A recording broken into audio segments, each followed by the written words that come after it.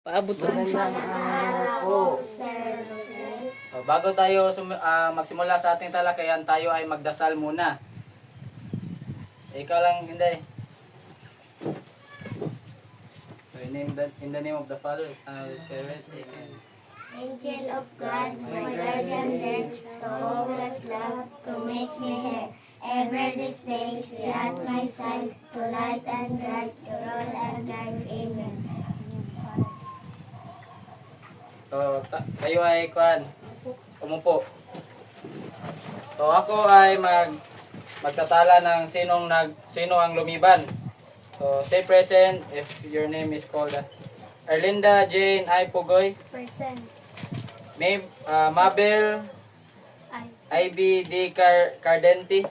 Present. Aliyah Naurel B. Enoch. Present. Jude Tamara. Present.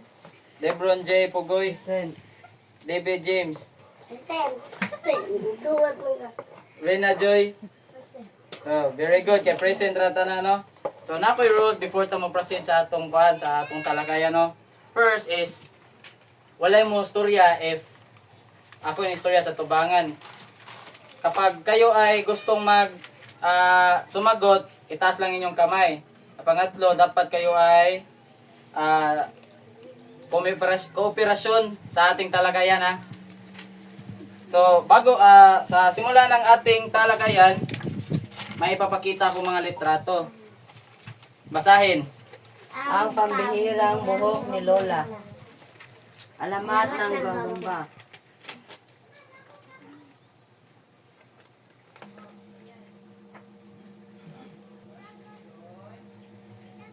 Uwak sa uwak at ang sa sunggubat.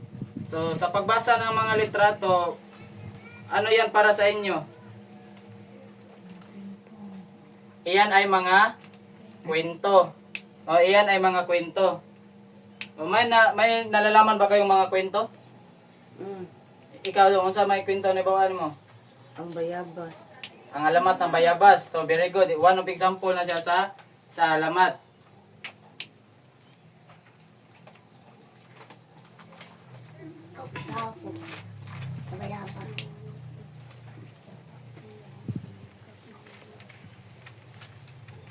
So, dito sa activity na ito,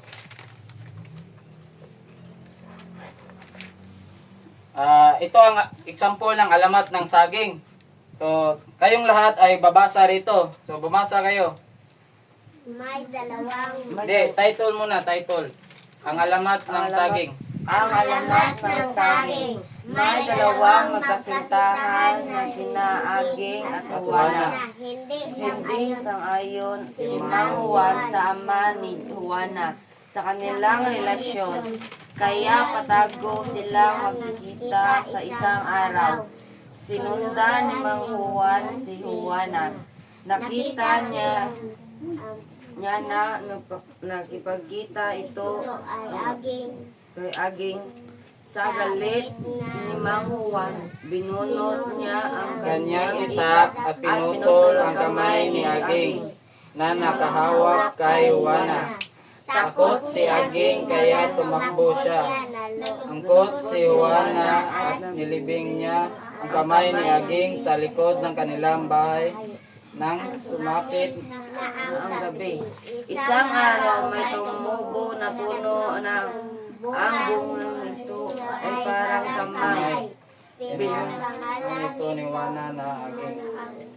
Aging dingalong. At ito ang alamat ng saging.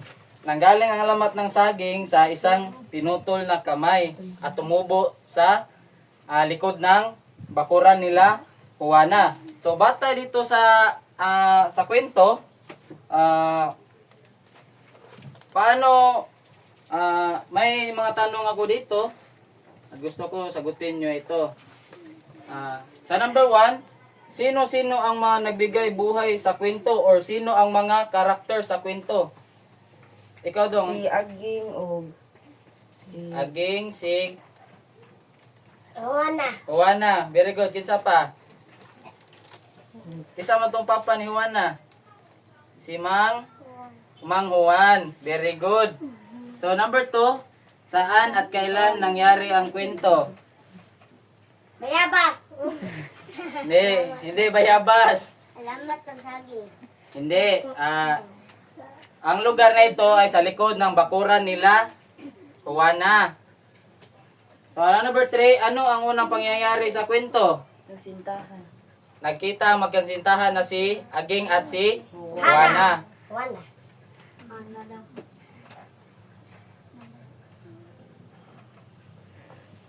Ano ang ikalawang pangyayari sa kwento? Bayabas! Ang ikalawang pangyayari ay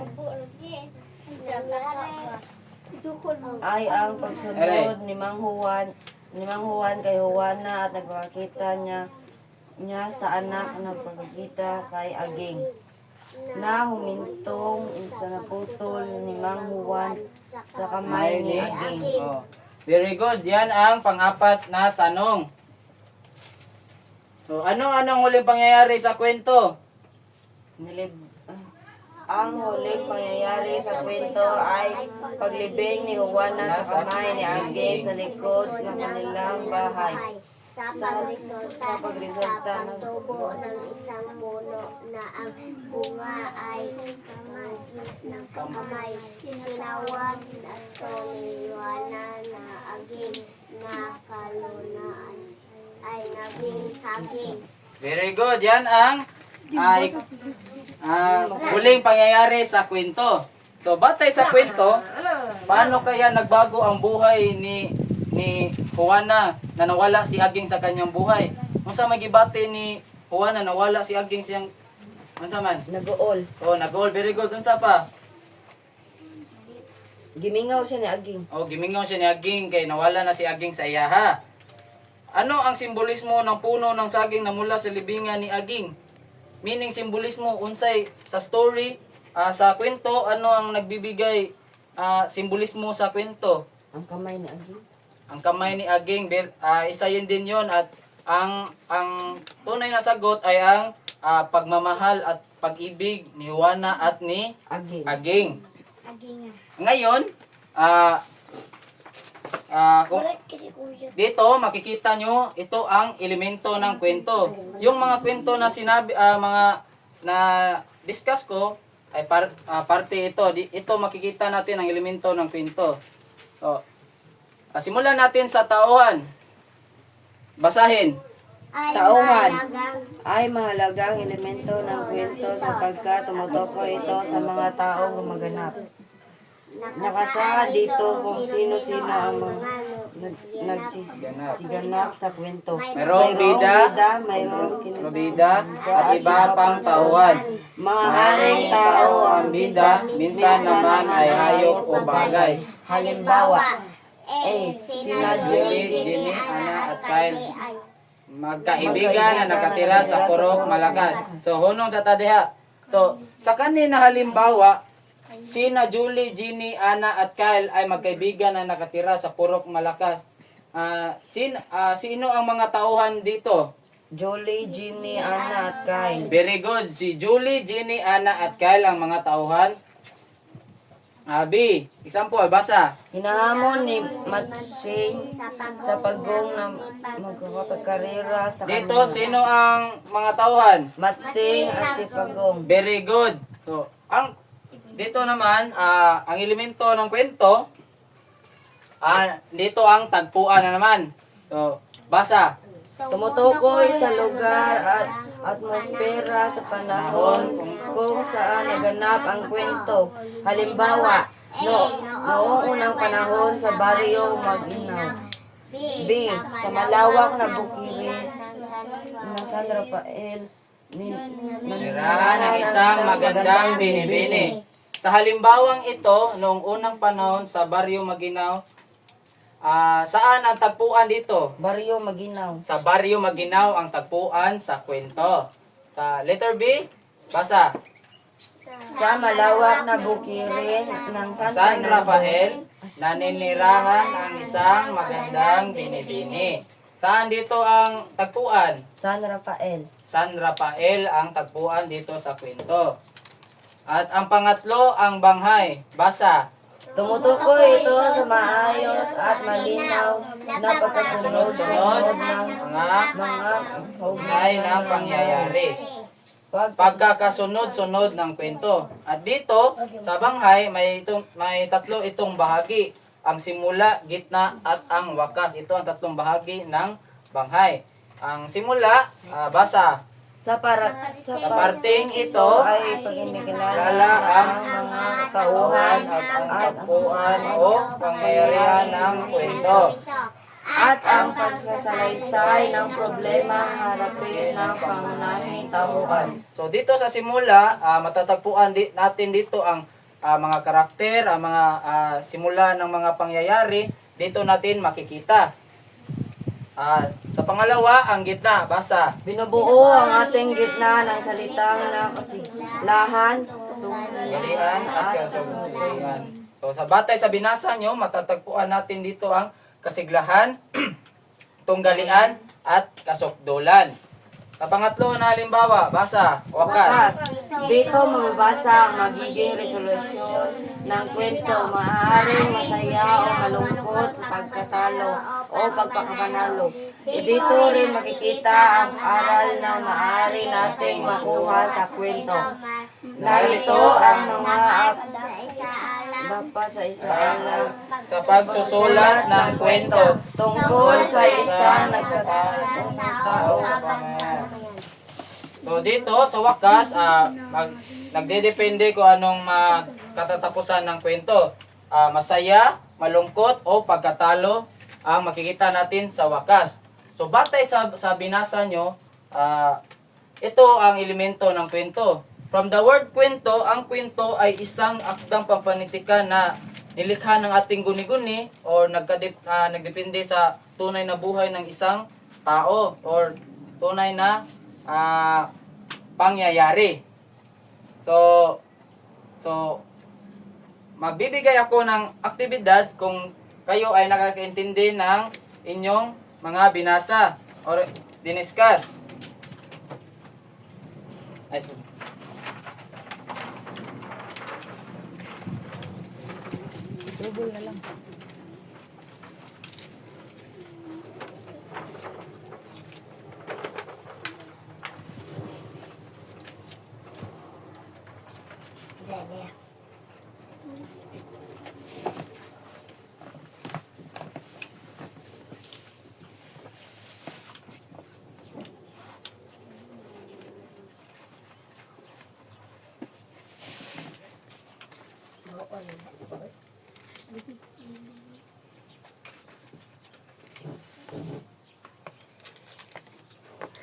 So ito ang activity natin ngayong araw kung kayo ay nakatindi ng ating diniscuss. So sa inyong papel, isulat ang titik lamang. So basa muna. Ito ay silbing nangabida sa kwento. A. Pangunang Pangunahing tauhan. tauhan. B. Kontrabida. C. Ikalawa. Tauhan. Number 2. Ito ay tumutukoy sa kung saan at kailan nangyari ang kwento. A. Tauhan. B. Tagpuan. C. Banghay. Number 3. Dito isinasaad kung paano nagwakas o nagtapos ang kwento. A. Simula. B. Wakas. C. Gitna. 4. Dito nakasaad kung saan at kung paano nagsimula ang kwento. A. Wakas. B. Simula. C. Gitna. 5. Alin ang hindi elemento ng kwento? A. Banghay. B. Kasugdulan. C. Tauhan. So sa pagkatapos na binasa nyo, sagutin nyo ito sa 5 minuto lamang.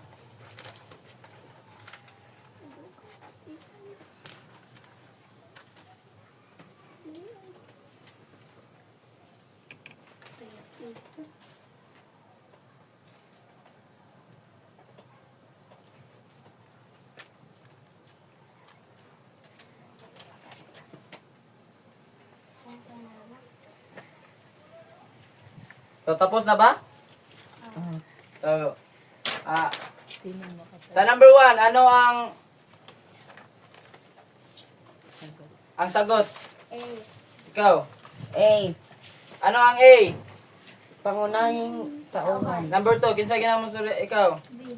Unsay B? Pagkuhan. Number 3, kinsa ginamon sir? Lain nga kamot. Number 3. Unsay number 3? B. Wakas. B, wakas. Number 4. Unsa? B. Unsa man? Simula. Simula. Very good. Sa number 5? Reproduce. Ikaw, unsa? B. Kasugdulan. So, very good, no? So, karon na ako'y another activity diri. Ngayon yung ansiran. Ay, labot dito.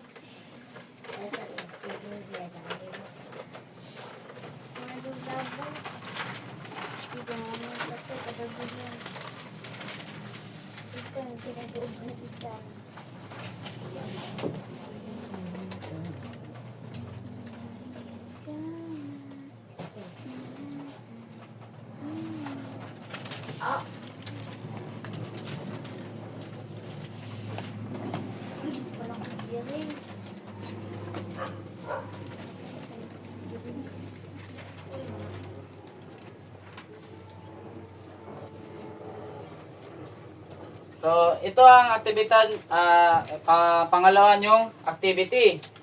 So, sagutin nyo ito sa 10 minuto lamang.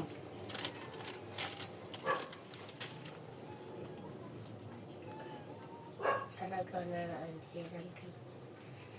Apili ka. Diba?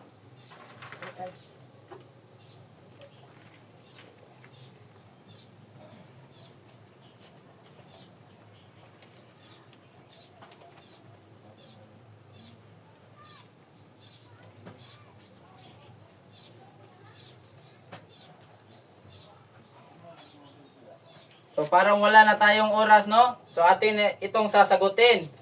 So, number 1, basa. Dito nakasaad ang oras at lugar ng pangyayari. Ang kwento. So, ano ang sagot? Ikaw. Pagbuan, very good. Number 2, basa. Ito ay maaaring tao, bagay, hayop o na gumaganap ng kwento. Ikaw, Lebron. Tauhan. Tauhan, very good. Number 3, basa. Ito ay nagpakasunod-sunod ng pangyayari sa kwento. Ikaw, unsa man? Tauhan. Unsa? Tauhan. Banghay? Banghay. Tauhan. Banghay, very good. Number 4, basa. Sinasagot nito ang Tanong na kailan at saan naganap ang kwento. So, ikaw dong. Tauhan. Tauhan, very good. Number 5, basa. Ginagamitan ito ng mga Hudyat na salita o signal words. Ikaw, Lebron. Hudyat ng pagkasunod-sunod. So, very good. So, batay sa inyong mga sagot, alam ko na natuto kayo sa ating leksyon. So, magbibigay ako ng takdang aralin. So, ang yung takdang aralin, humanap kayo ng maikling kwento at hanapin nyo ang tagpuan, tauhan, at ang kanyang banghay. So, kukunin ko ito sa pagsusunod natin na pagkikita. At yun lamang, closing prayer. Ikaw lang, Inday. Closing prayer, Inday. Bilang tayo. Okay. In the name of the Father, the Son, the Holy Spirit. Amen. Angel of God, my guardian angel. God's God, so makes me here. Ever this day be at my side to light and guide the road and guide. Amen. Paalam mga bata. Paalam po, Sir Russell. So, salamat.